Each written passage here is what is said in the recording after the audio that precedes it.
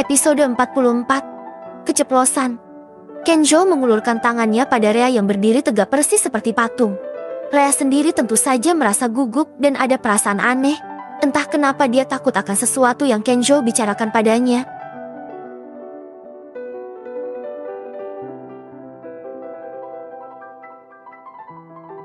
Tadi Kenjo memang sudah mengatakan pada Rea jika dia akan mengatakan sesuatu. Tapi sambil makan malam. Kan? Pikiran, Rea jadi kemana-mana.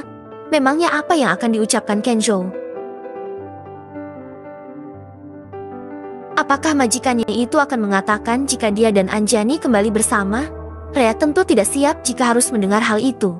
Tapi dia juga tidak bisa melawan keinginan Kenjo yang memaksanya pergi dengan memakai pakaian yang bagus, seperti dress yang dibelikan Kenjo tempo hari.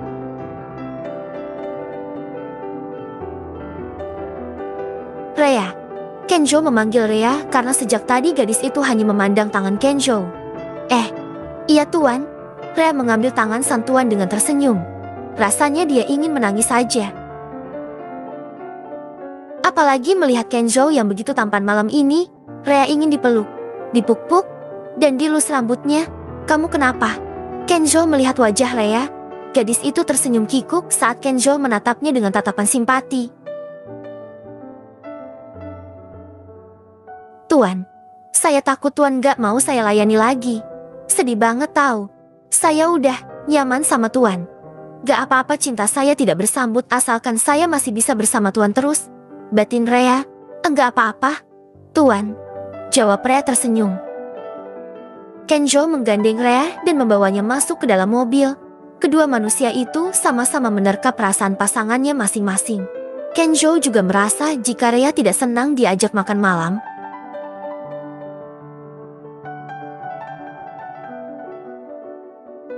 Karena bisa Kenjo lihat jika wajah Rea menunjukkan ketidaktertarikan, bahkan seperti ingin menangis. Apakah dia terlalu memaksa Rea? Di dalam mobil hanya terisi keheningan.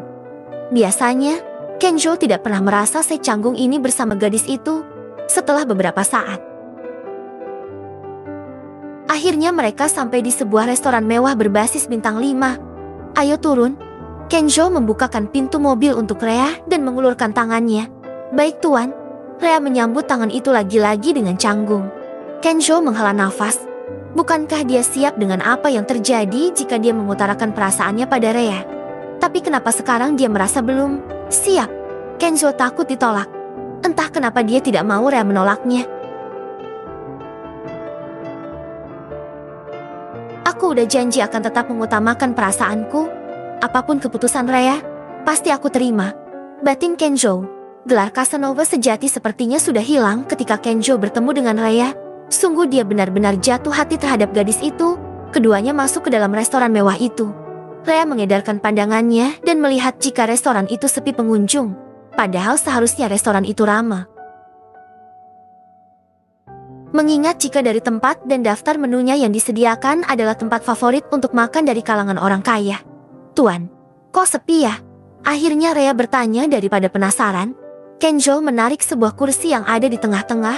Meja itu sudah dilengkapi oleh lilin-lilin yang menyala dan juga bunga segar yang berada di dalam pot. Terkesan romantis dan misterius.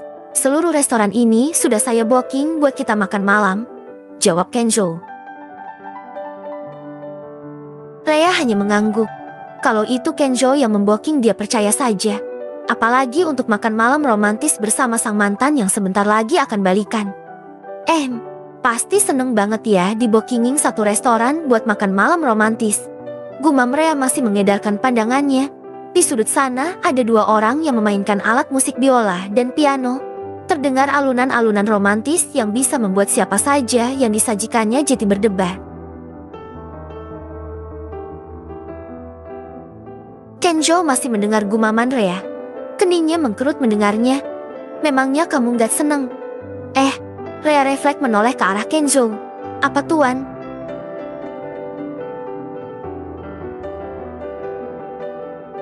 Ceka, memangnya kamu gak seneng kalau saya bookingin restoran mewah ini? Rea melongo mendengar ucapan Kenjo. Maksud tuan?